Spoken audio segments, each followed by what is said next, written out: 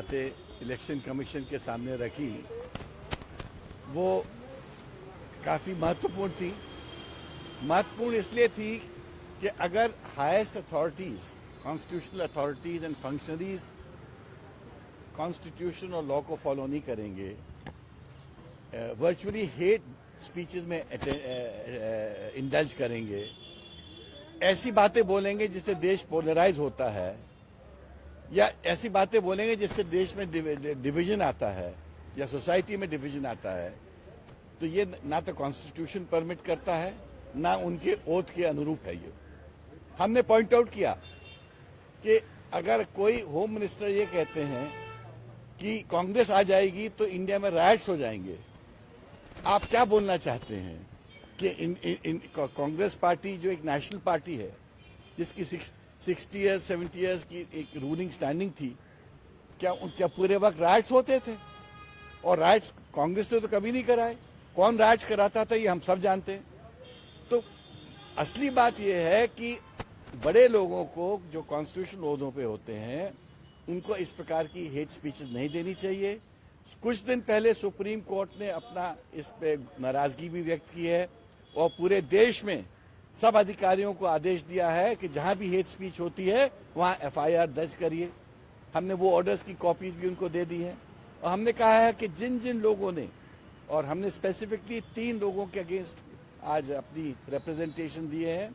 Home minister के against दिया है, नड्डा साहब के अगेंस्ट दिया है और तीसरे योगी आदित्यनाथ जी के अगेंस्ट दिया है कि इन लोगों ने अपने शब्दों से जो बातें बोली हैं वो हेट स्पीच की परिभाषा में आता है और इसलिए इलेक्शन कमीशन को in terms of the law of the land, in terms of supreme court order इस पर एक्शन लेना चाहिए।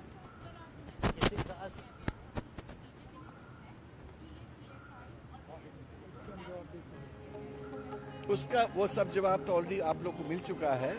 हम लोग स्पेसिफिकली कंप्लेंट्स लेके आए थे, उन कंप्लेंट्स के बारे में हम आपको जानकारी दे रहे हैं। सर किसी खास देखिए, इलेक्शन कमीशन एक बहुत बड़ी रिस्पॉन्सिबल बॉडी है, कॉन्स्टिट्यूशनली उन पे बहुत बड़ा भार भी है।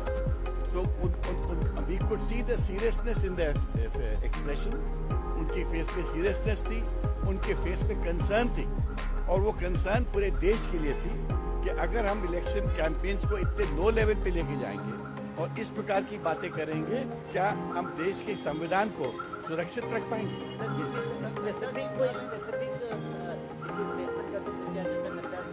वो मैंने बताया ना, उन्होंने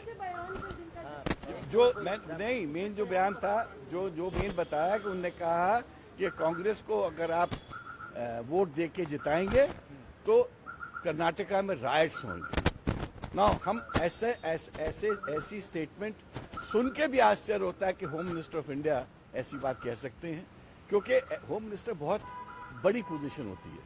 वो तो रक्षक हैं पूरे देश के और उनको राइट्स की बात करनी नहीं चाहिए। और इससे आप ये बताना चाहते हो कि क्या आगे चल के राइट्स होंगे, क्योंकि कांग्रेस तो वहां जीत रही है, हमको समझ आ रहा है। तो आप क्या लोगों को क्या भय दिलाना चाहते हो, क्यों डराना चाहते हो? ये अच्छी बात नहीं है।